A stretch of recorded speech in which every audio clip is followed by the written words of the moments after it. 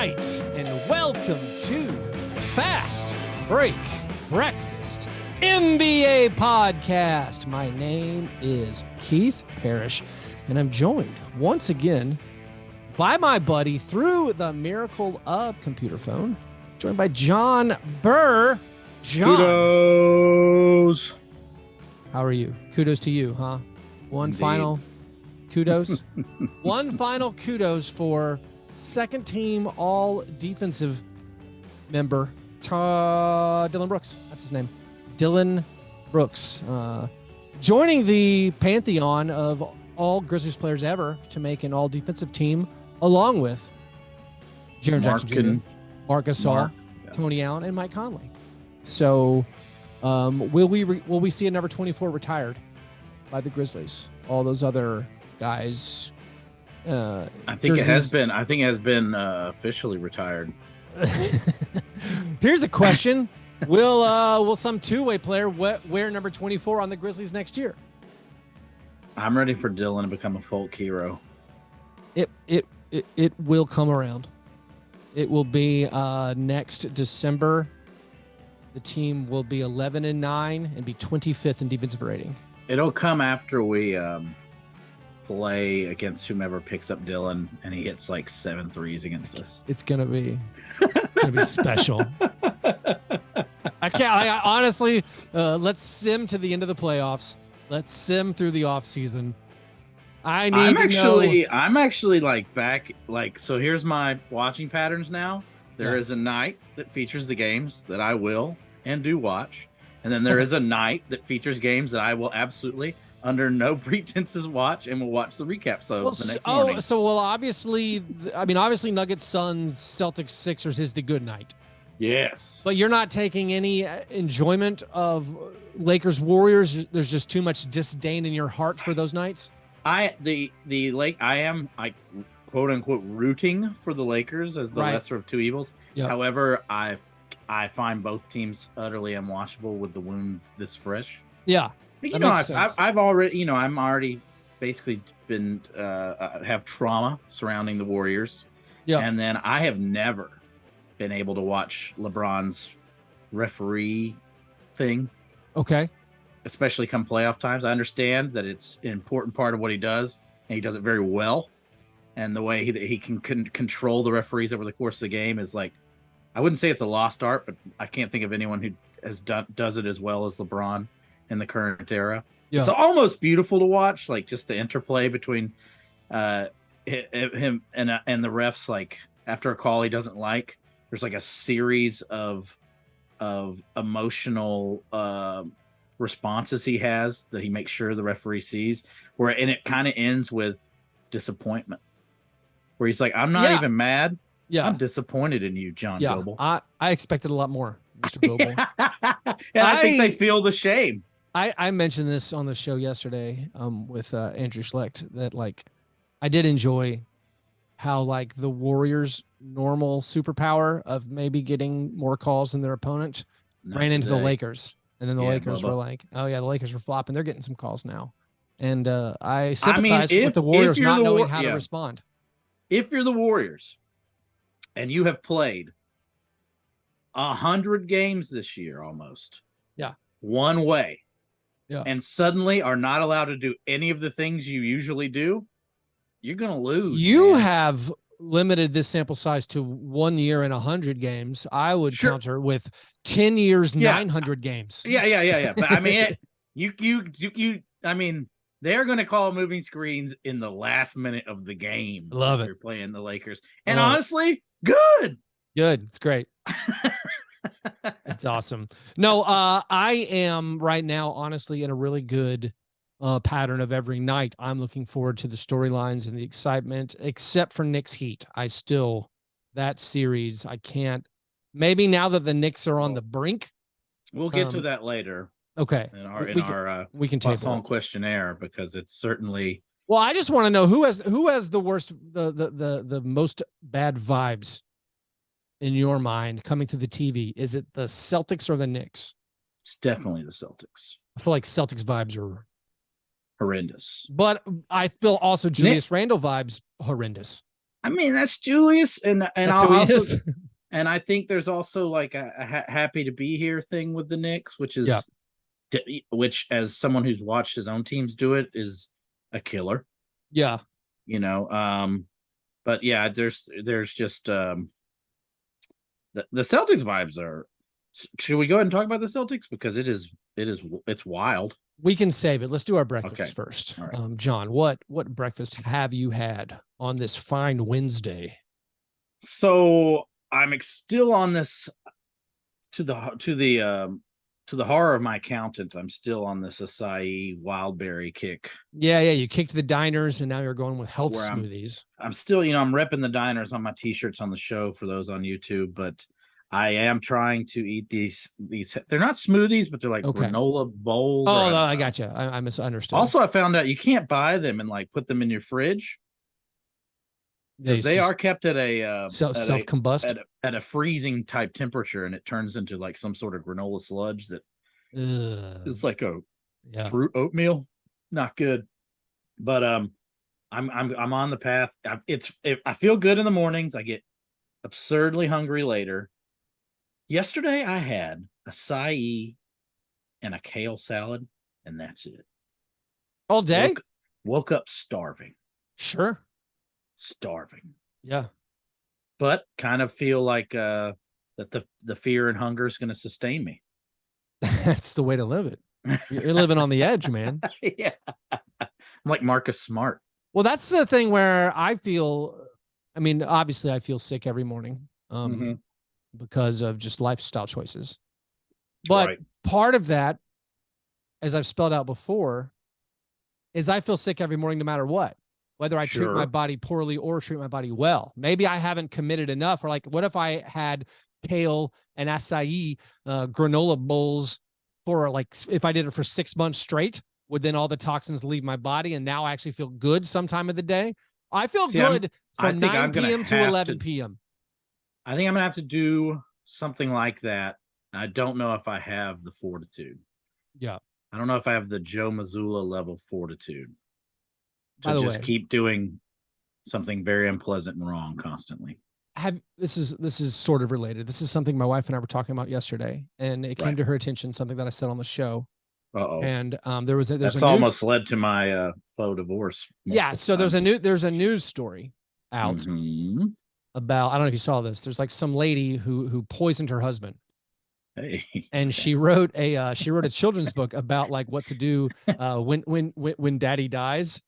And so she apparently her husband died fentanyl overdose. But she's now been arrested for murder because apparently the husband was like telling his relatives and stuff like, yo, I think my wife's trying to poison me. And he changed it. And the wife who's now been arrested, apparently changed this guy's will. But like he got an alert from like the bank that, hey, you're attorney, like, hey, you're the benefactor of your will changed and it wasn't you. Is that what you wanted? And he's like, no. And so like he'd already changed his will. He told his business partner, like, I'm concerned. He told his sister he was concerned. He'd done these other legal things to like prepare for his possible untimely demise. And then he ended up getting, there's another time. Apparently she tried to poison him multiple times before. Like she brought him a drink and it made him very, very ill. And then finally, there was enough fentanyl in the last drink that she served him and killed him. Anyways, she's been arrested. This national news story. I made a joke before about how I feel sick every morning, probably because my wife is just slipping something in my drinks. And are you having mushroom omelet? So I told my wife, I'm like, oh, I make jokes all the time that you're trying to poison me just because like, it's like a trope of like, I'm an annoying dude husband. Like I'm kind of worthless. You're very important, successful. I'm a loser podcaster. So we make these jokes about like, oh, you're encouraging all my bad habits. That's why you feel bad. Cause your wife's trying to so I need to state this unequivocally for the record. My wife is not. I do not fear for my life. If something happens to me, it was not my wife. So legally, I have to put that out there. Counterpoint. Yeah. If either Keith or I die of a fentanyl overdose, it was Keith's wife or mine.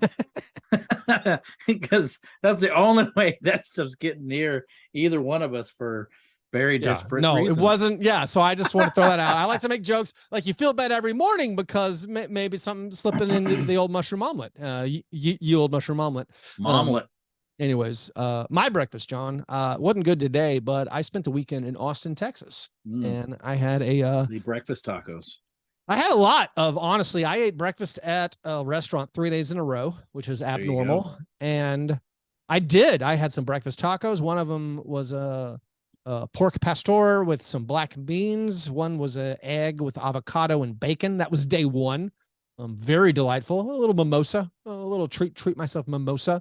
The next day I encountered something at breakfast that I did not desire, but I felt like I had to do it. I felt pressured into the life I've made for myself that I had to try it. I'm talking about it was a cinnamon toast crunch white Russian. And I was just like, I don't even want this, but I feel like I have a breakfast themed podcast and I like cinnamon toast crunch. I like sweets. I guess I will do this. It tasted kind of like a flavored creamer, maybe that you might put in your coffee. It wasn't ideal. No. But I did it. I mean, I did it for the brand, for the lifestyle. Yeah. And now that I've talked about it, I did it for tax reasons. Have I told you about the candy I hide in the house, and when it gets found, I say it's for you for segments on the podcast? Oh, brilliant! No, you haven't. That's pretty pathetic. Which candy do you hide? It's not something gross. It's usually Japanese candy. I have a weakness for Japanese candy. I had it while I was over there, and every once in a while I'll just order it, and I forget that I order it. Like some people, they order things late at night. Yeah. Like QVC type stuff. Oh, I'm basically like an old housewife in many, many, many ways. Right. And for me, it's like I'll be like, oh yeah, this Japanese candy. I guess I'll order it 3 a.m. Shows up like 2 months later. I'm like, you're ordering candy off of on the show. DH Gate. Keith I likes candy. Yeah, it's for Keith's candy segment. It's funny. Every time I find a candy I adore and I'm trying to track it down and I try to buy it online, it turns out it's been retired. And I don't know why that is. I like this candy called Pushao. Ooh, okay. And it has these like kind of vile little plastic corpuscles in them that I don't think you ever really digest. You love a corpuscle. I do love a corpuscle. If it can burst, like I like gushers. Sure. But these don't burst. These you just swallow them. You chew them until you can't chew them any longer. It's almost like airsoft pellets. It comes out whole. Candy should not be. Well, I'm not looking. You get to a certain age, you don't turn around. You flush while sitting. Yeah. Then so that was my second breakfast involved a cinnamon toast crunch, alcohol, sugar drink. I did try to cut it with a savory, just like tortillas and eggs and a brisket this time. Cinnamon toast. And then on Sunday I was in rough shape just through the life choices again. The wife was not in the same state. Can't blame her.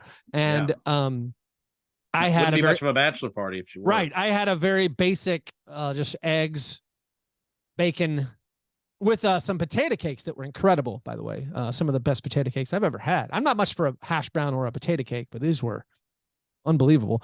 Also, I didn't go all healthy. I had I believe it was a cinnamon roll with that. It was for the table. I ordered it for the table. A cinnamon roll with pecans and caramel icing too is very good. But I was feeling really, really, really bad.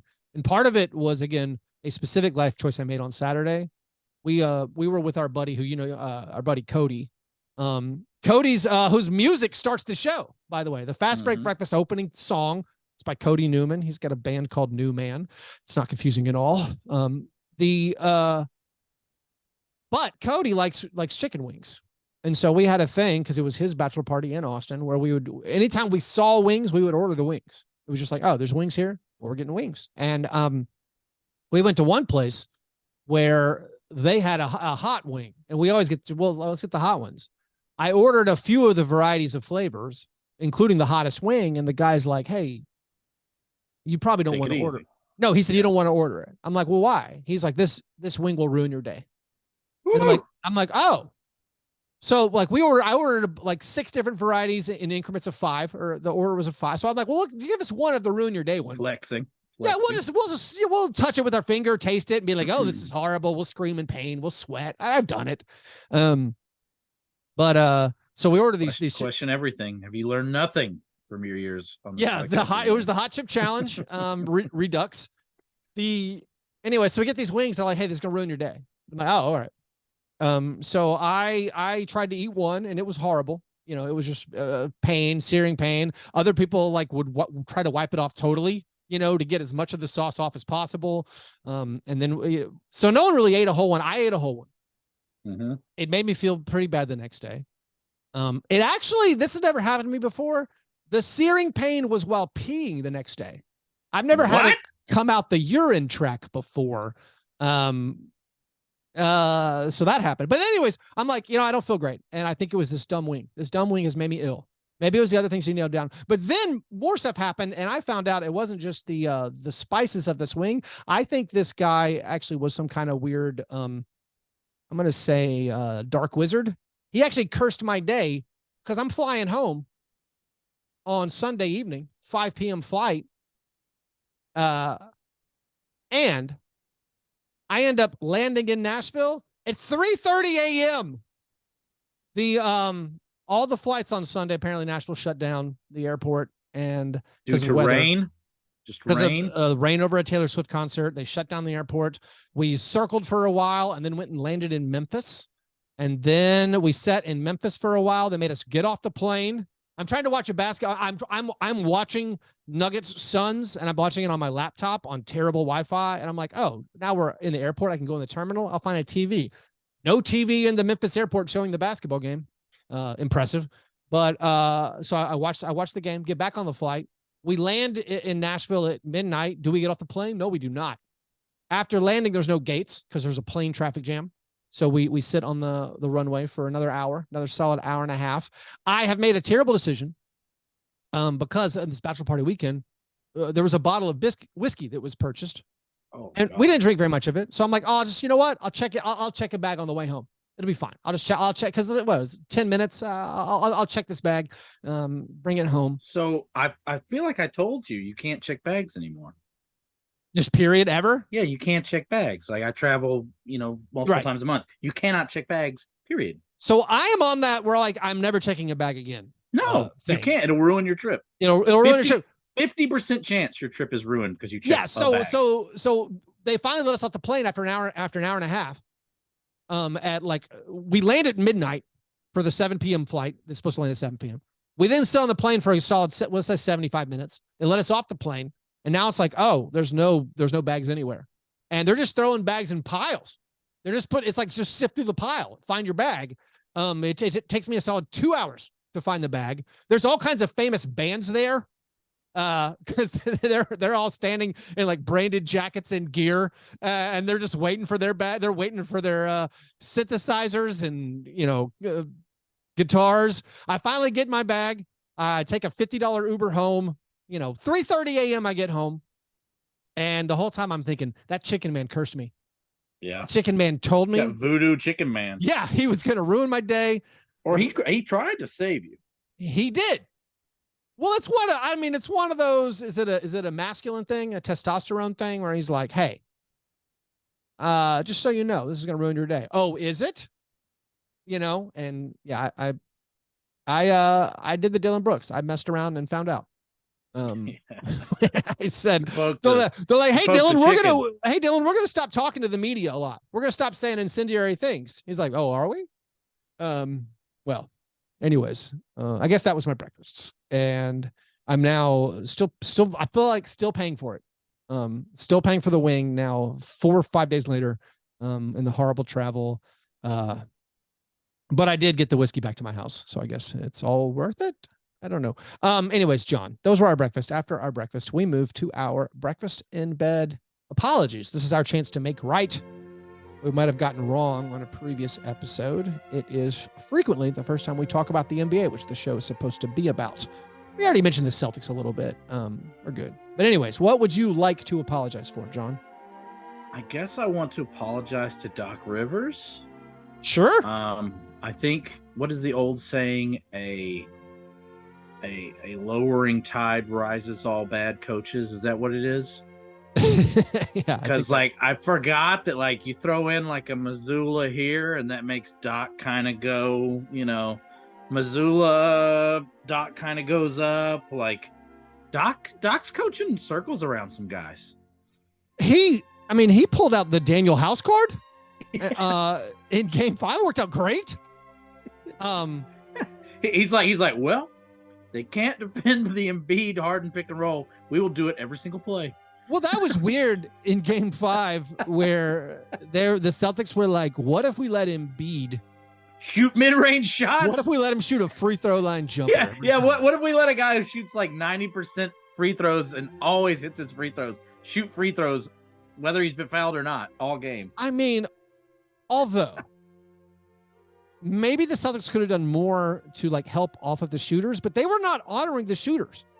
Like I'm watching all these Sixers games through the prism of I'm just staring at DeAnthony Melton when he's on the court, and like they're not even guarding DeAnthony Melton because they know basically Harden and Embiid aren't passing the ball to this side of the court. They're just playing a 2-man game. But for me, it's the Sixers defense. The Sixers defense just crushed the Celtics.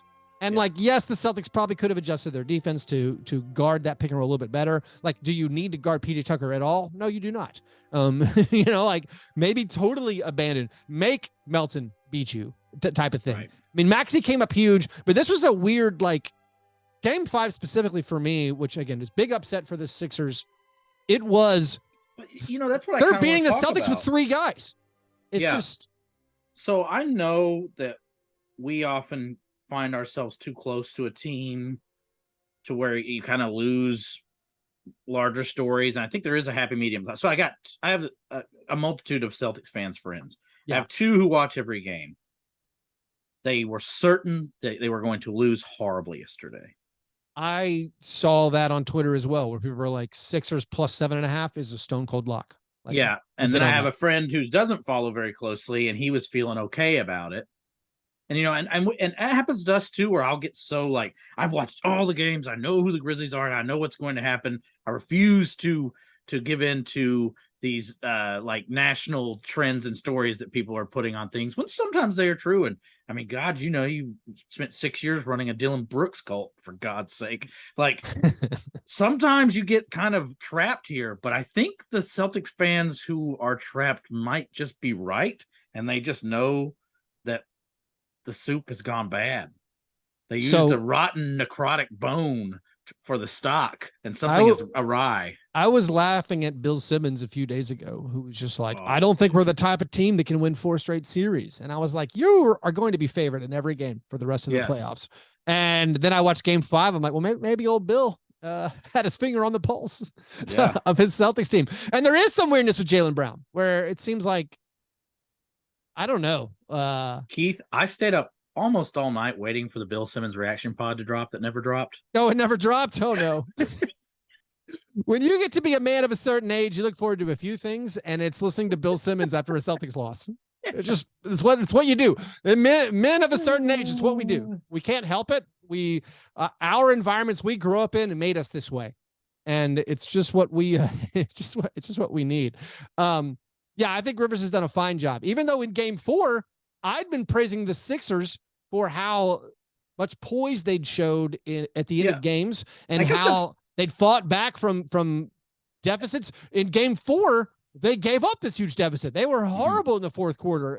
Embiid was a mess, but they still pulled that one out thanks to a James Harden miracle game. And my apology, like Doc and Embiid and James Harden, I owe all those guys apologies because I just didn't think they had this in them. And I know the Celtics fans are putting it all on their team playing like Bantha Poodoo, but I'm pretty impressed by what the Sixers are able to achieve, and particularly players playing against type. Like, how many times has Harden assassinated the Celtics late this series? Like, what are we at? 3 different forms of last second shot heroics? It's funny because the Sixers are undefeated in this series when Harden doesn't play like doo-doo.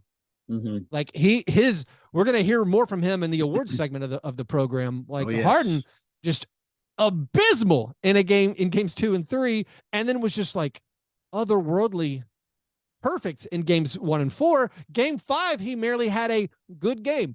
Like, just get Embiid the ball. Feed Maxey. Maxey has it cooking. Also, what do you think about, like, is it's a couple rounds early, but Derek White's gone into his postseason shell again? Oh man, they're mad. They're mad. They think he's quit in the playoffs. Well, I mean, I know we talk a lot about, like, 16 game players, and he was famously atrocious in the finals last year, where he had just lost his ability to do everything that makes him valuable.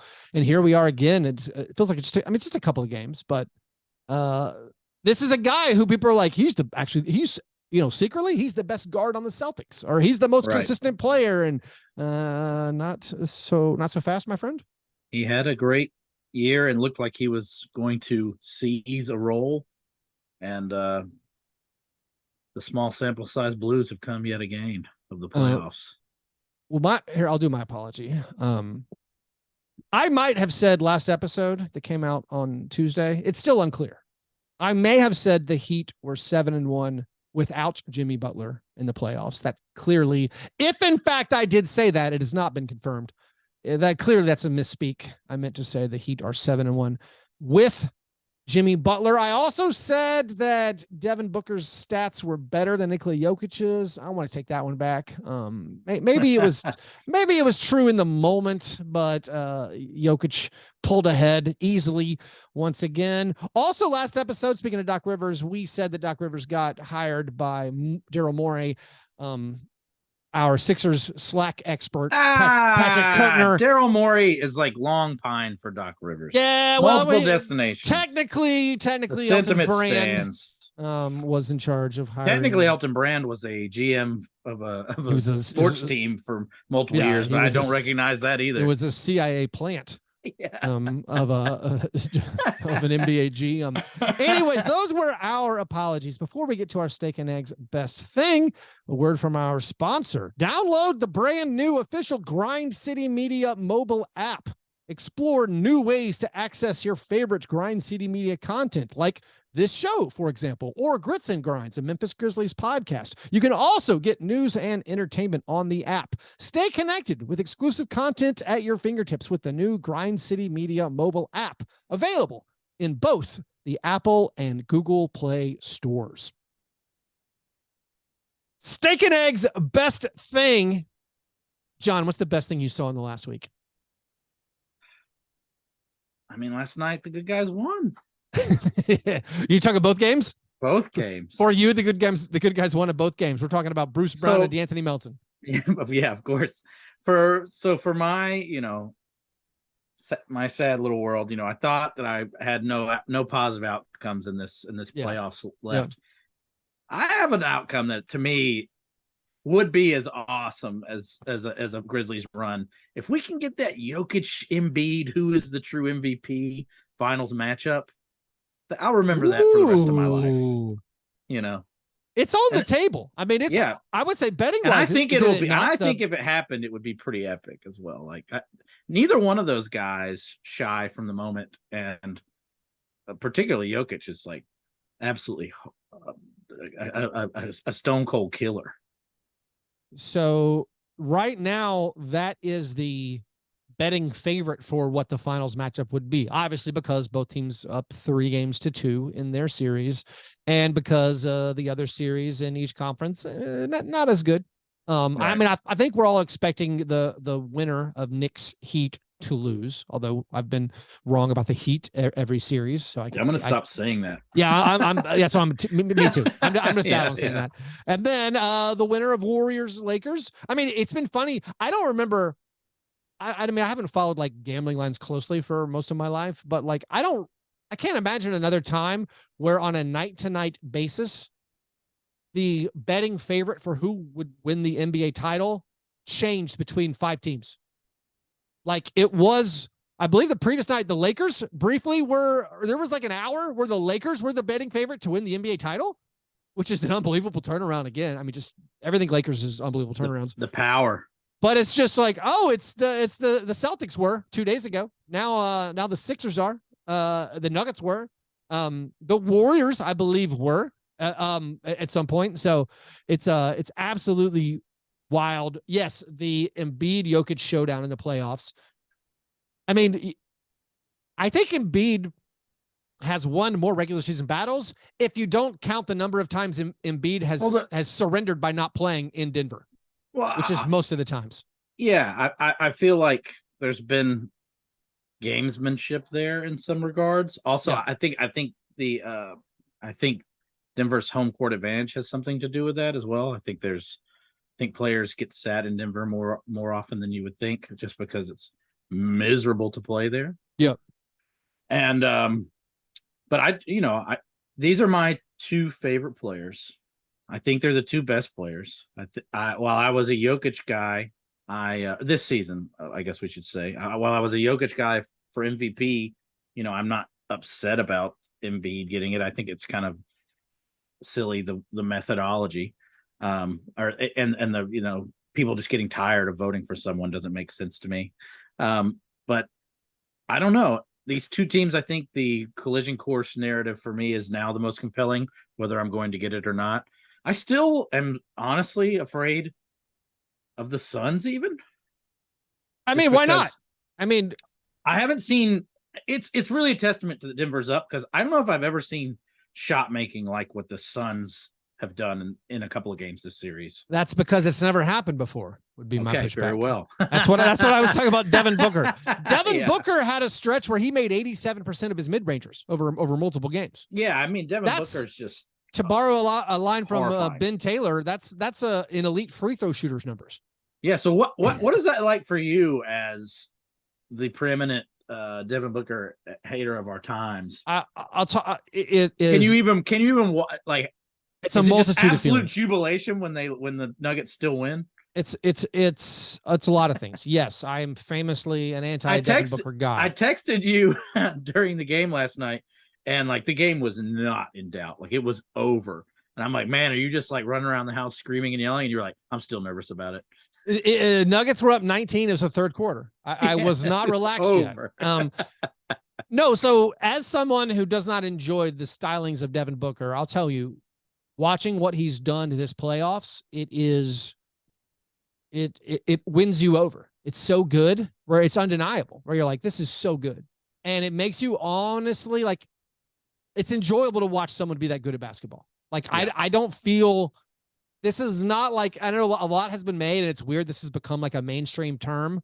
Everyone talking about ethical scoring, that he doesn't grift, that Devin Booker does not grift for fouls. And like, that has won me over a lot. This is not like peak of powers Embiid or Harden, where like they're getting to the line 20 times. He got to the line a good bit on Tuesday night, but watching Devin Booker cook and be unstoppable, it's just, it's breathtaking. And like the 3-pointers he was making, like Adam Mars was telling me on the show yesterday how, like, one issue with the Nuggets defenders is they don't have size. Like, they were double teaming Booker, and he's like, I don't care. I'm just going to shoot because you can't contest my shot.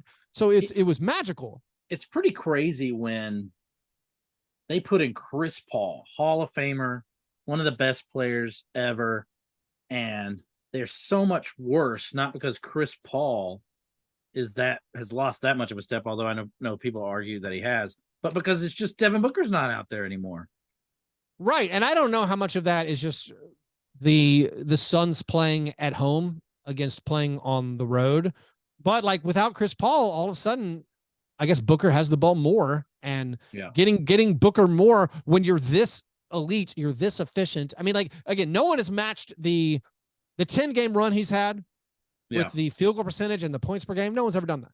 I didn't know that. That's and also it's easy to believe. And also, so his last 4 home games. So we're not out of the woods yet, because right, exactly.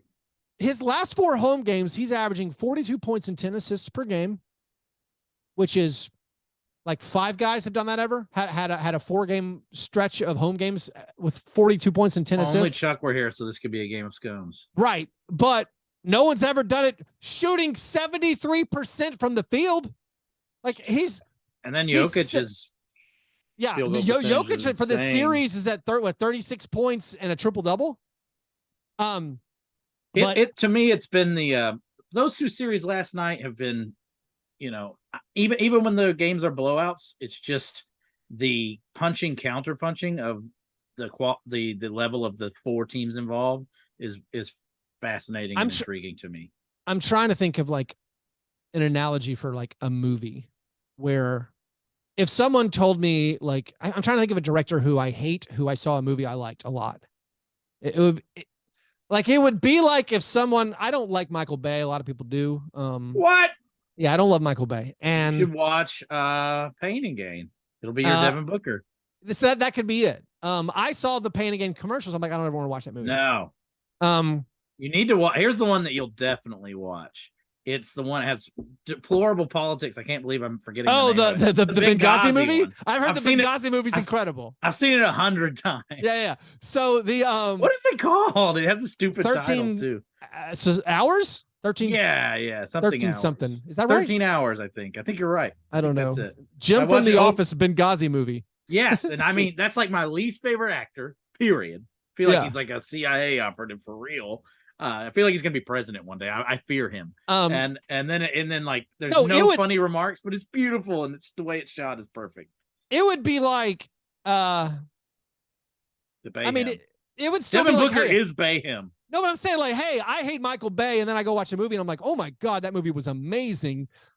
It's been undeniable. We're watching Devin Booker has been fun this playoffs because you're like, that guy is so good. Like I was there in person for game 4 against the Clippers. It was, he didn't have 47 points on 80% shooting, but he's had, I can't remember what it was. Like he was amazing in that. He was unstoppable. Every move he made was unstoppable. And so it wins you over. You're like, this also is so good. Considering that all of the shenanigans on court are not involving him, he comes off a little better than he used to. Since Jamal Murray has very wisely decided to feud with Landry Shamet instead of Devin Booker. Right. No, Devin Booker's been Landry Shamet looks like he's just like, he's trying to hold on for dear life. Devin Booker's been so good that like it's been enjoyable to watch, and it's made me soften. Like you can't dislike someone who plays that well. Like you just can't. And it's been tough. However, I have tried, and my best thing, John, is that Devin Booker messed around. And despite making 87% of his mid-range shots over a multiple game span, despite last night having 19 points and only 8 field goal attempts Russian bear at halftime, despite much like this chicken wizard cursed me, despite being given a supernatural gift, it seemed like at basketball, he had this unstoppable basketball heater he's on, where he can do things no one else can do and that have never been done before in NBA history. Despite all of that, he made a selfish play. After being granted this unbelievable gift of basketball perfection, he was worried about his field goal percentage at the end of the first half. Down 3 in a playoff game. Shot after the buzzer. He waited until he heard the buzzer to attempt his half-court heave. That's muscle memory. His shot went in. He banked it in. Would have helped his field goal percentage. He, after being given this unbelievable talent and developing this skill, even if you want to take the magic out of it, I think it was still a fantastical element to this. He displayed a bit of selfishness, worrying about his field goal percentage, and then in the second half missed all 6 of his 2-point attempts. All of a sudden, he lost the power just by holding on to that half-court shot until after the buzzer. The magic was gone. He had his worst half of the entire playoffs. Just 3 for 11 from the field in this second half. Missed a layup, missed a wide open 14-footer. They weren't even guarding him. I think he lost the magic by making a play about himself. I mean, why would it's the playoffs? You're down by 3. Why wouldn't you shoot a half-court shot? You're trying to win the game. I think you're right, John. Muscle memory. Yeah, I mean, you're so used to it all season. You know to shoot just after the buzzer. He was 107 for 164 on 2-point attempts before that second half, where he missed all 6. He was 65%, and he's not just living at the rim. These are jumpers. Almost 66% before. He made it about himself, and he worried about those field goal percentages. I'm still rooting against you, Devin. Don't worry. Those are our best things. The opposite of our steak and eggs best thing is our cream of wheat worst thing. What's the worst thing, John? What's your worst thing from the last week?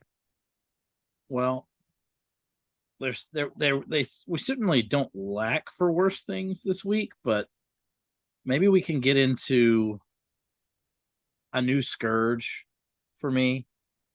Someone who's replaced Scott Foster and Mark Davis as my most dreaded and feared ref. And it might just be because he looks a lot like Mike Judge. But John Gobble, the gobbledygooker. Oh, the Goble. A Goble game is a special experience. If a game gets out of control, you can be like, wait a minute, is this a Goble game? It is a Goble game. He's lost control. I look at him and I know that he doesn't want attention, and yet somehow he finds himself grandstanding on the largest stage possible. A Goble review is insane to watch. Like the weird emotions and computing that are blinking through him as he watches the instant replay and invariably comes out with the wrong call is unfathomable to me. Did you see that the referees, of whom I used to be a staunch defender, now I'm wavering. I've lost my faith. They did the taunting foul on Jamal Murray on Landry Shamet. Great Disgusting. Technical foul. Great technical foul. I knew you were going to say that because you think he was de-escalating something. But Landry Shamet was not going to fall for it. It's a de-escalation. It's what is required of the officials. It's a clear-cut rule. Good job. But they've lost me this year. But they were live tweeting that game 4 Sixers Celtics. And they were like, and when the game was over, this is like they called an offensive foul on Embiid where Marcus Smart flopped. Then like there's the push off that like the last 2-minute report said was a legal play. There's all this stuff. And after the game was over, the refs are like, the ref account was like, no officiated game is going to be perfect, but we strive for excellence. And that game was excellently officiated. Oh man. It's like, oh my God. Double down. Throw the vegetables and everything, the tomatoes at them. No, is there any more you want to say about Goble, who also he just has emerged out of control. Every game is out of control when he's involved. Yeah, like as a new madman on the scene. Like, I mean, this must be what it must have been like in like 1977 when David Johansen showed up at CBGB's. So I think one of the ways that he's never going away. He'll be one of the ways that the players deal with calls they don't agree with is just like you get accustomed and you know what to expect. Where like if it's a Scott Foster game, the players know what to expect. If it's Tony Brothers, they're like, oh, that guy got thrown out. Well, yeah. I don't remember this guy until this year, and like it wasn't a thing where I saw a billion tweets about him. Like it happened organically to me. Yeah. Do you know what I mean? It was like my own experience. I'm like, who is this Mike Judge looking guy? What is he muttering to himself? I think the problem. He said what? I think the problem in these games is the players don't yet know what to expect from Goble. Like, what is he doing? Yeah. He's different every time. It's just chaos. Yes. When this guy steps up. And then I just think he's going to start talking about wearing bits of flair or something. Or muttering. He's the neighbor from Beavis and Butthead. Like everything about him is disconcerting at this point. So Marcus Smart, I believe it was a Goble game. Marcus Smart took a charge on Embiid that was a very questionable call. There also was a Marcus Smart on Goble classic. There was a Marcus Smart on PJ Tucker away from the play thing where like there was a screen and Smart dives. And this is where it gets to me again where how are the officials not, I mean, it's muscle memory for the refs. But muscle memory. I assume in the pregame meeting, they're like, hey guys, nobody fall for the Marcus Smart. Or like no one fall for the Austin Reeves shenanigans tonight. And then there's 2 minutes left in overtime. And they're blowing it. They're probably like, oh, he got me. He got me again. But a lot of fans are like, why doesn't the league do something about this? Why doesn't the league cut down on these obvious flops? Why don't they try to get the gamesmanship out of the league? Well, I don't know. And worse, the NBA does not think they have a problem because the NBA literally celebrates Marcus Smart. They gave him the fictitious NBA Hustle Award once again. In my canon, it's 6 straight years. There have been 6 NBA Hustle Awards given. No, 7. There have been 7. That's actually from the Bible. There are 6, no 7. Things that God hates. No, God hates the Hustle Award. This is 7 Hustle Awards. Marcus Smart has won 3 of them. He's the back-to-back winner. This is a fictitious award. Who votes on it? Nobody knows. Who awards this? The NBA does. Who chooses it? No one knows. Secret. Are there ballots that are released? No, there are not. I poked around again. I asked some prominent national NBA reporters, hey, do you know who votes on the Hustle Award? No idea, man. No idea. The NBA itself says that the Hustle Award is given in recognition of the players who do things that are both not tracked in the box score, so there's no way to track who they give it to. Pure aesthetics, I guess. And then also, it's to draw attention to the stats that are tracked on the NBA Hustle stats page, which include screen assists, contested 2-point shots, deflections, loose balls recovered. All these things are on there. So you're thinking, well, does Marcus Smart rank highly in these categories? No, not at all. I guess it's kind of hard to discern what it even is because, like, I think Marcus Smart got his DPOY and kind of took his foot off the gas this year. So that's a fair assessment. He did not make it on an all-defensive team this year. But if we're talking about these categories, deflections per minute, loose balls recovered, contested shots, drawn charges, screen assists, the only category of those that Marcus Smart ranks in the top 25 is drawn charges, and he's 25th. Screen assists, not in the top 50. Loose balls recovered, not in the top 50. Contested shots, not in the top 50 of guards. I'm looking at these stats. I can't wait to regurgitate this to my Celtics fans friends. I think that this is a scandal. They're just making up an award and giving it to Marcus Smart. I need to find out that it's a Celtics season ticket holder that's doing these awards.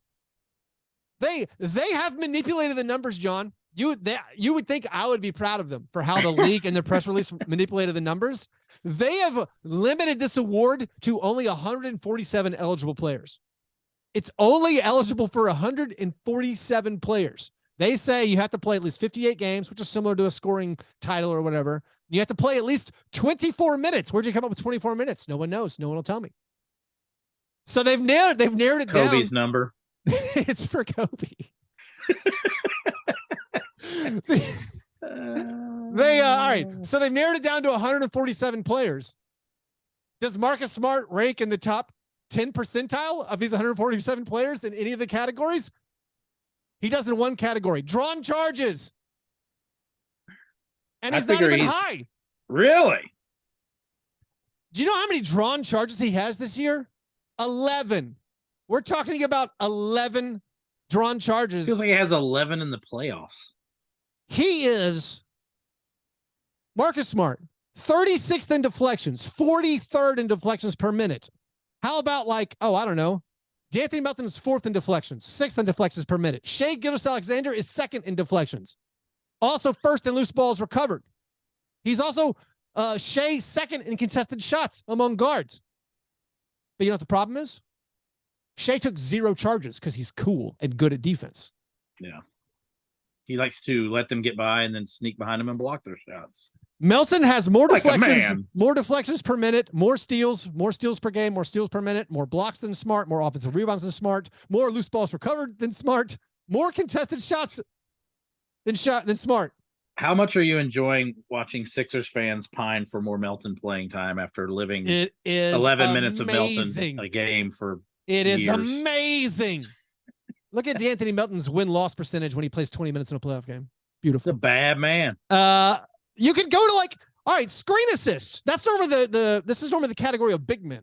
Screen assists and shots contested, that's all big men. What about Nick Claxton? Nick Claxton was 12th in screen assists, 2nd in contested shots, actually 21st in deflections, which is great for a big man, 2nd in overall blocks per game. All of these things are great hustle stats, all of them better than Marcus Smart. 0 drawn charges. Maybe they just mean flopping. Claxton. Maybe hustle means flopping. Hustle just means flopping. I don't. Because it does take a little extra effort. Like when you flop, like we've all flopped. There's a performative. It takes hustle. Fred VanVleet draws charges. Okay. Yes. Fred VanVleet led Kyle the Lowry. NBA in deflections. He was 7th in loose balls recovered. But I don't think of Fred VanVleet as a flopper, so I don't think he's eligible. He blocks more shots than Smart. Fred VanVleet, why is he not the hustle player of the year? There's only a couple players, Marcus Smart, Dylan Brooks, who, while they're in the air flopping, there's a convulsive element to their body that takes calories, pure caloric out. It takes hustle. It takes grind. I think that's what we're rewarding here. I think there is, because I texted Andrew Schlecht, who's on the show yesterday, about like, hey, is he Boston guy? No, he's a Thunder guy, and I was like, hey, I think Shai Gilgeous-Alexander was robbed in the Hustle Award because top in deflections, more steals, like one of the best. Well, it's not the longest arms award, Keith. It's the Hustle what they were saying. Award. He's like, it's not. He's like, Shai moves too cool. Yeah, like he's too coordinated and graceful. I'm like, well, why are we? And maybe that's why Montrezl Harrell won a Hustle Award 5 years ago. We're gonna get a Dante DiVincenzo because he has long. I mean, listen, if they called it the Playing the Right Way Award, okay, it's a little Christian problematic. Brown's gonna get little problematic. By the way, I love Christian Brown. Watching as a brief what I tell you, man, watching the Brown guys, Bruce Brown, Christian Brown, had to spell that out because it came out sounding pretty bad. Bruce Brown and Christian Brown, like on the Nuggets, it's just like, man, give Jokic some guys who got that dog in them. Yeah, that's all you got to do. That's what the Sixers did. Yeah, they have Harden and Embiid. I could have apologized to PJ Tucker, a guy who I thought was cooked. But PJ Tucker, so Melton, House, all those dudes just go. They just Paul Reed. Did you see PJ and Embiid just gassing up the huddle all the time? Is Paul Reed on the Hustle Award list? No, didn't play enough. I guess that's fair. I mean, Herb Jones got robbed. Oh, Herb Jones. No way, Jose. What is more hustling than that tricky play does? Herb Jones, 7th in drawn charges. More drawn charges than Marcus Smart. He's 7th in deflections. So Marcus Smart is my least favorite player in the NBA, right? You've always hated him. Yeah. I will say this. He does hustle. He hustles. He does hustle. I'd like to point out, I'm not saying Marcus Smart doesn't hustle.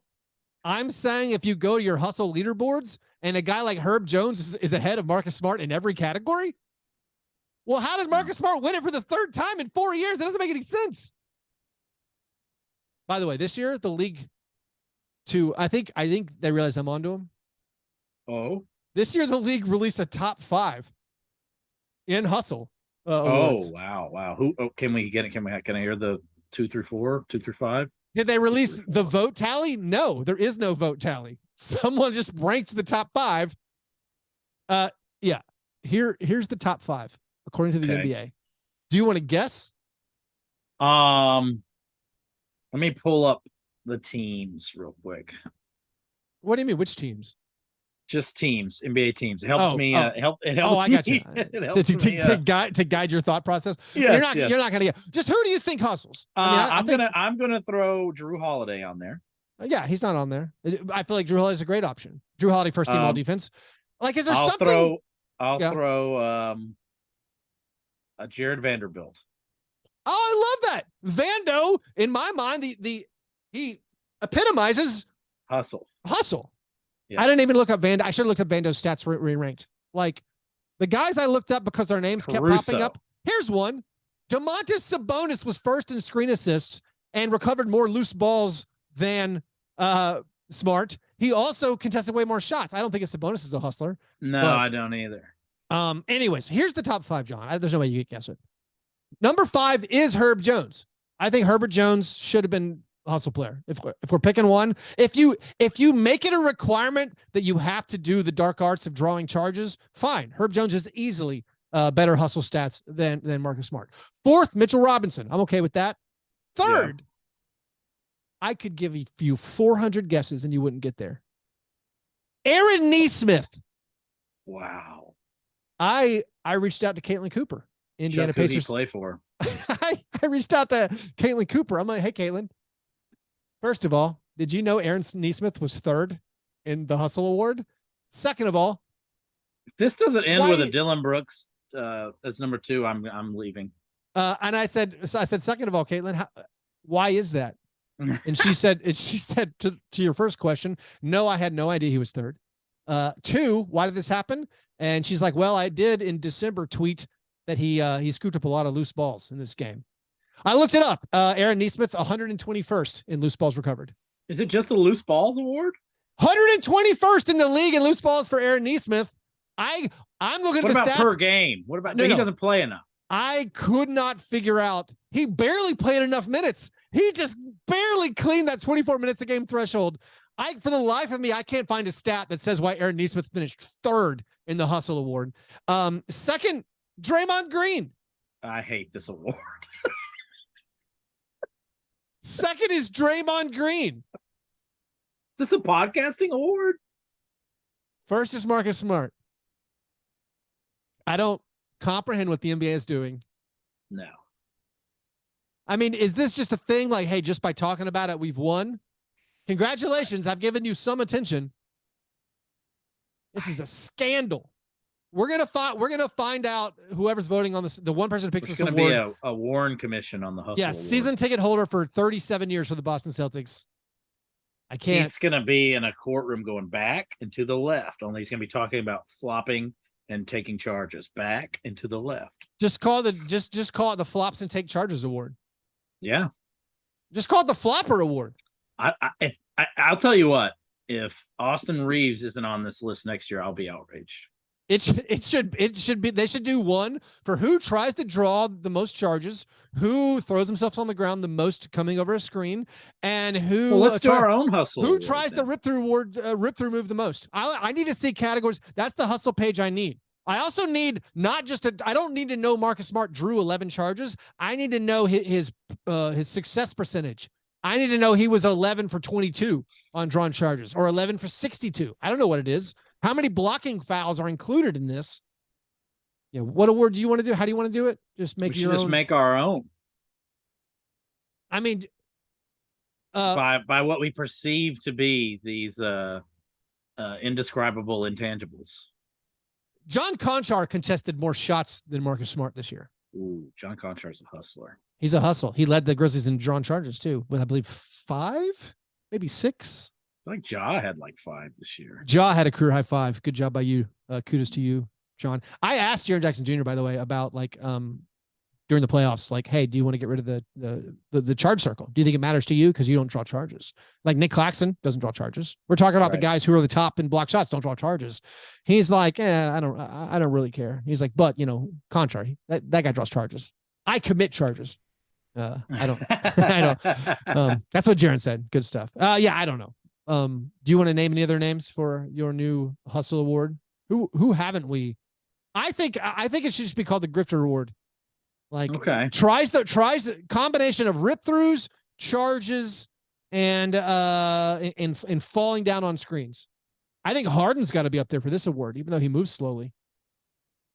I mean, Harden's kind of the god of the rip through. I think Durant still, despite being nullified, I think he still does it a lot. Did you see this charge that James Harden drew on Jaylen Brown on the game on Tuesday? Yeah. So, I'm basically anti-charge. Yeah. Speaking of ethical basketball play, that was the most ethical charge I've ever seen. Harden stood there forever.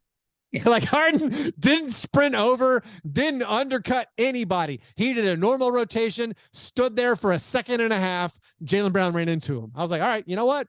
That charge is fine to me. It was the Bruce Lee 1-inch punch of charges. It was like, I can't believe that this is real, and yet it is. Yeah. Let's move on. We can everyone submit their own. Can we? I don't know. Yeah, I could stay here forever. Everyone submit your own Hustle Award nominees. I think we just make this an all white guy award and just be real about it. I mean, I think it's just like Reeves, players. Austin Caruso, John Conchar, White Dante. I mean, I like that, like Marcus Smart and Draymond Green, two rifters, mercurial and not enjoyed by the opposing fan base's players. 1 and 2. I don't know if Marcus Smart's still enjoyed by his own fan base, by the way. Yeah. He likes shooting a big time clutch shot. Sure do. He's just hustling to get those clutch shots up. I always thought of him as a really clutch player, and that's, I guess, kind of normalizing now. Yep. Just a man. Let's move on to before the award ceremony. Let's do a couple of listener submitted questions. The croissant questioner. Sorry, I put my phone away because it wouldn't stop going. Roko's Basilisk. Assuming the Heat take care of business against the Knicks in Game 5 or 6, does this series make the Cavs' first-round loss look even worse? Yes! Absolutely. Roko's Basilisk. Nice screen name. Yes. If you, whatever joy you were feeling as a Knicks fan for just destroying the Cavaliers, it's all been taken away. If you lose to the 8 seed Heat, all that joy has been replaced with the strongest of negative emotions. The question almost becomes, and I know the answer is no, but would you rather have just lost to the Bucks or just lost to the Cavs and not face this pain? I don't think so. No, because you still have that enjoyable. You had an unbelievably enjoyable 2 weeks. And I think, like I said, I think there is an element of just glad to be here on the Knicks team. You know, yeah. They did the damn thing. Yeah. And now they're facing a NBA serial killer. What does this mean for Cavs fans? If you're a Cavs fan and you got drilled by the Knicks and now you're watching the Knicks get drilled by the Heat, I think this means more for Rudy Gobert than any of the people we've talked about. What do you mean? I don't get the joke. Donovan Mitchell is an accursed man. Oh, Donovan Mitchell. Thank you. Yeah. The only man who can score like 50 in multiple playoff games and be an accursed man. Right. The only one who can underperform worse than him is my guy, Donovan Mitchell. It wasn't me. It was Donovan. I mean, this is a very simple question, so we'll move to the next one. Yeah. What's the next question? Bobby Patton asks, how about shortening the regular season and expanding the playoffs to 24 teams? If the first round seeds 1 through 4 get buys and seeds 5 through 12 play each other, would this lead to more or less watchable regular season games? So my immediate instinct is to recoil with disgust from anything expanding a playoff, the number of playoff teams, but I am ready for you to explain to me why this would lead to more watchable regular season games. I'm going to take a different tact for the question, okay. John. I'm going to spell out the error in his math where if... Oh, no, he is correct. I'm sorry. I almost messed that up. Uh-oh. That's why we have our first segment. Yeah, I don't know why expanding it to 24 teams would help anything.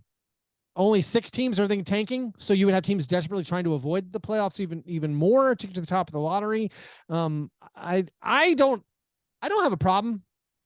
I have a problem with the regular season in the sense that it rewards losing. I've always had this problem. I think you could fix that without messing up the playoffs. I don't have a problem. People are like, oh, the 8 seed Heat are going to make the conference finals, looks like, or the 7 seed Lakers playing the 6 seed Warriors. All these veteran teams with Hall of Famers and superstars have devalued the regular season. Devalued it to them? Like not to me or not to most teams. Like you watch basketball, I assume. You listen to the podcast, I assume, because you like basketball. Because you like watching basketball. I'm not the point of my fandom where I would trade. I don't know. I guess that's the question. John, would you trade like 50 something wins regular season and first round disappointment for what the Heat are doing? Like like a low 40s win season and maybe making conference finals. I guess the conference finals swings it, but like I think the joy of the 6 months of winning, because for me, it's a daily thing. Like if my team loses, I feel bad for 2 days until they win again. I value the experience of watching 6 months of basketball. I understand that, hey, Jimmy Butler's not playing every other game, or even for the Grizzlies, oh, John Morant doesn't play back-to-backs a lot of the time, or they're resting guys, they're limiting minutes. For me, that doesn't matter. I still enjoy the regular season. I'm not worried about I'm not worried about ruining the regular season based on the good teams. I think angling for the playoffs. I think that the regular season is being ruined for people who don't watch as closely. That could be fine, but were those people watching the regular season already? I mean, like if you're tuning into your ABC Saturday night game and it's like, oh, Lakers Warriors, LeBron and Steph and Clay are out. You're I like, will yeah, say that when, and kudos to women's basketball, but I would say when women's college basketball is destroying you on ESPN, I would say it's a valid concern, and something to be paid attention to. When the entirety of your success as a league is tied to inside the NBA, which can't last forever, I would say that that's something that they should be concerned about. So I would say anything that would devalue the regular season, I think should be paid attention to. well, the playoff ratings are great. The playoff TV Right. ratings are great. Like I don't think it's an issue with the NBA that the women's NCAA title game had such great ratings. For me, that was like one, it Good was for basketball. it was good for basketball overall. You had these incredible stories. You had like the Caitlin Clark aspect of it. Like that was just sports that whatever hit the zeitgeist, hit the TV zeitgeist. It also pointed out how terrible the NCAA has been at just promoting what people like, which is the competition and the characters and the fact that the women weren't allowed to use March Madness as a term until just a few years ago. So like, I mean, I think the TV ratings are an issue, and especially now with the NFL coming for Christmas. The NFL has announced we're playing tons of games on Christmas this year, and we've made fun of the NBA for kowtowing to the other sports for like, we're avoiding the playoffs. We're avoiding the NFL. Like no one's going to avoid you. You just have to establish your audience and go. I don't know where for me, the issues all go back to you've rewarded losing. People would watch it if you didn't reward losing, I think more. As far as like the playoff stuff, I don't know. I think it would help if ESPN seemed like they liked basketball. If the people who talked about the game, did you see this? I mean, it's worth talking about, I guess, a little bit. Should the Lakers rest their starters in Game 5? Was a thing mentioned on ESPN yesterday. That was like a topic on ESPN.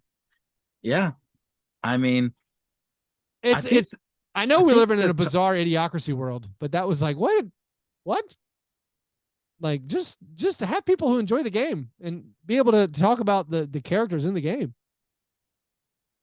Well, I think they've kind of tapping those. They have their faces that they like to give to us ad nauseum, and there's only so like every single take I see from Stephen A is a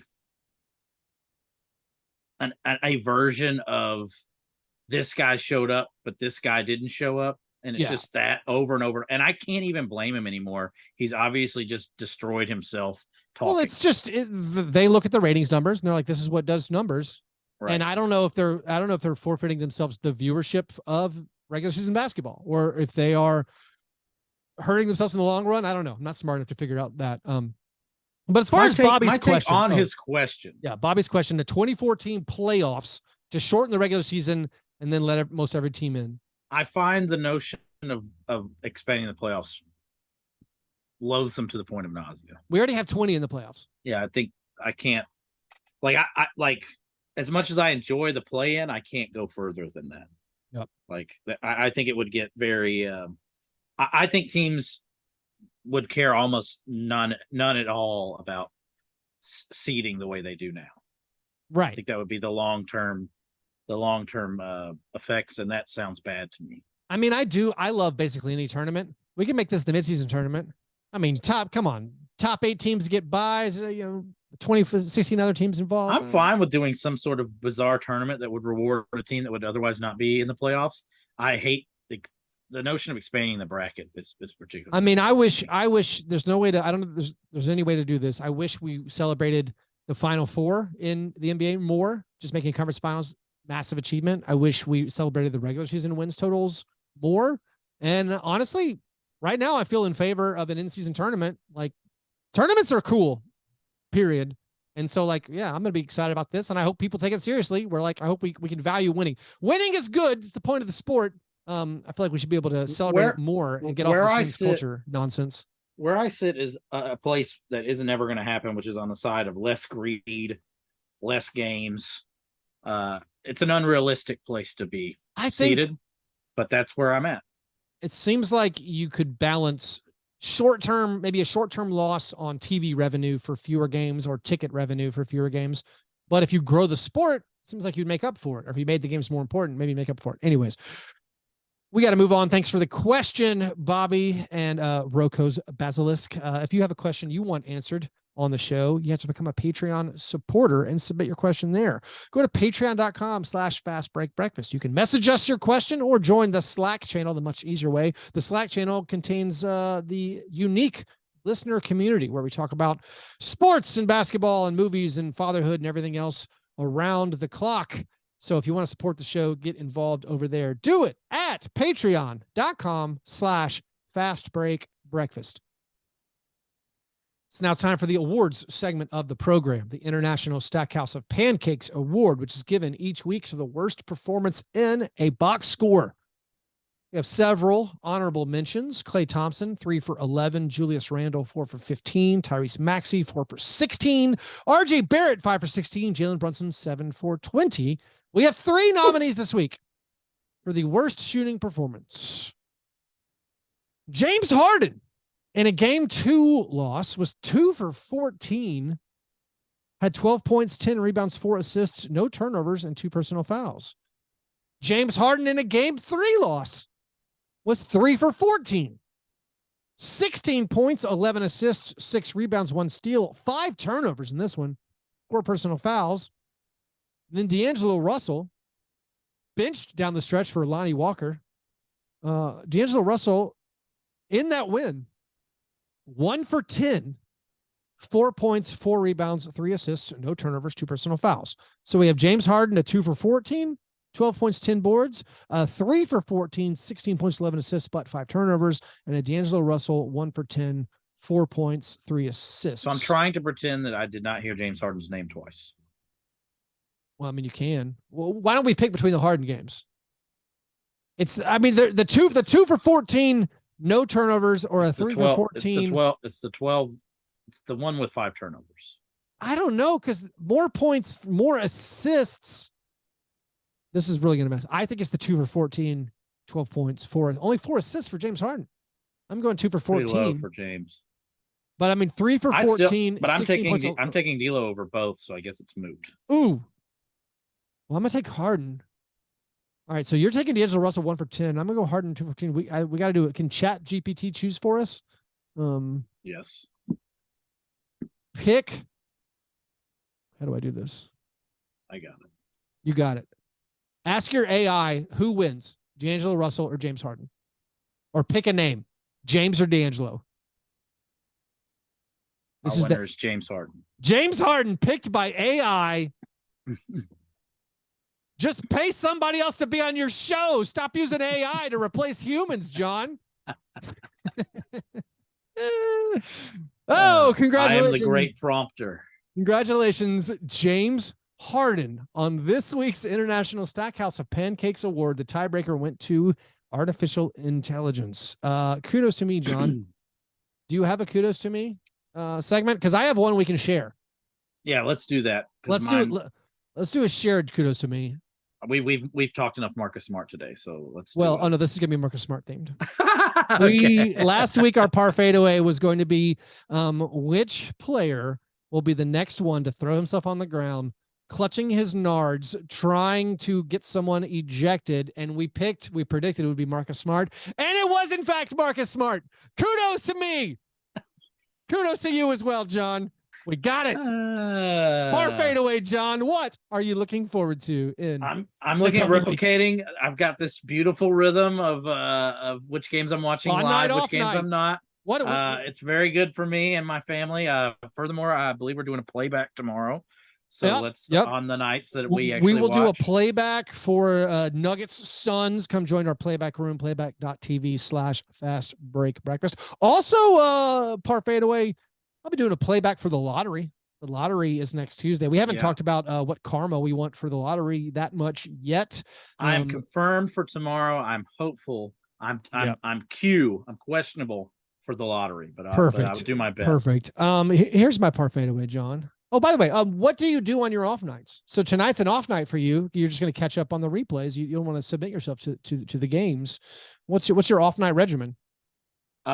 Sadly, a lot of it is working and parenting, but I have been rewatching some friends and I have been working on a Plex server of all of our favorite movies and weird movies and stuff, and it's been I've been jamming it pretty. Here's when you know here's when you know things are going well, when the Nuggets get up so much, you just turn the game off and start Michael Mann's Insider. It's peak 40-year-old male performance. That is very peak.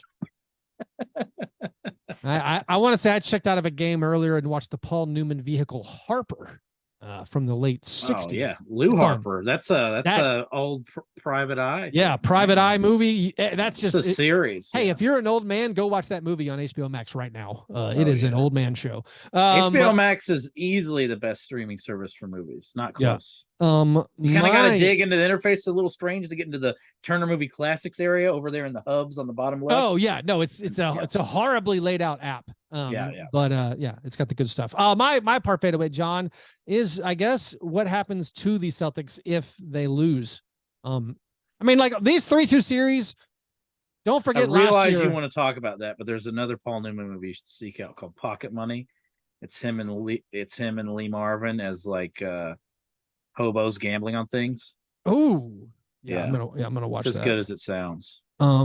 Judge Roy Bean, another underrated. You love Judge Roy Bean. I do love it. He's come up several times. No, what I mean, I was gonna say, just last year the Suns won a blowout over the Mavs in Game 5 to go up. So I'm gonna do the thing I don't usually do, and I'm gonna believe the diehard Celtics fans that this is over. So if it is over, my part fadeaway is what happens to this team, i.e. Jaylen Brown. And I think they re-sign him. I mean, they would try to, but what if it's done? What if the bridge is burned? Is this the guy? Really? You think so? I don't know. I know a lot of Celtics fans. Again, I'm trusting the intel from the people on the streets there, and they seem like, man, maybe this is done. Maybe the vibes are so bad. Could he be maybe he just means shaken free? He means so much more to the Celtics than he does to any other team, I think. Maybe I think he wants to spread his wings. Maybe be the top offensive option on the wing for, I don't know, another playoff team like the Grizzlies. Season, then perhaps perhaps I'm not certain I'm also not certain he would want to be with the Grizzlies, but we'll see. It's going to be interesting if it goes bad for the Celtics. What do they do? They have all this plausible deniability. And then, I mean, basically what happens to all these teams? Like, we're going to have some Game 7s. It's going to be surprising, right? It'll be surprising. I think the Jaylen Brown thing, as bad as that would be, the other stuff with the Celtics, like Robert Williams is bad now. Yeah, he's not any good. And is he just always hurt? Can he blame some kind of injury? He played through an injury last year in the playoffs that he probably shouldn't have played through. That was probably the beginning of the end for him. I was so excited about the Brogdon thing, but teams are just picking on him in the playoffs. Also, Mazzulla can't get him in the game usually when he wants him. Yeah. He can't figure out how to get my guy in. If the bloom is off the Smart Rose, that's a big deal culturally. What if the Warriors lose tonight? Oh, mommy. What if the Warriors lose in 5 while you're watching Michael Mann films? Talk dirty to me. I mean, I'm almost there. The Jordan Poole contract? The Draymond Green? Jordan Poole. Yeah. How much are they paying Jordan Poole? It's not even Jordan Poole. It's Dran Poole because there's no O or D. Yeah. Dran play. How much are they paying that guy to play like 12 minutes a game? Yeah, it's over $30 million a year. Incredible. So those are all things we're looking forward to. Anyways, something else to look forward to. If you're in the Memphis area, don't miss Grammy Award-winning artist Lil Baby. Lil Baby is bringing his It's Only Us tour to the FedEx Forum on Thursday, September 7th, in support of his most recent album, It's Only Me.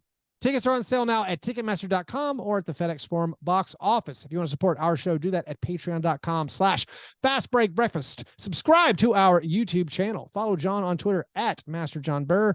You can follow me at Fastbreak Break. You guys are the best. Thanks for listening. And remember, breakfast is the most important thing.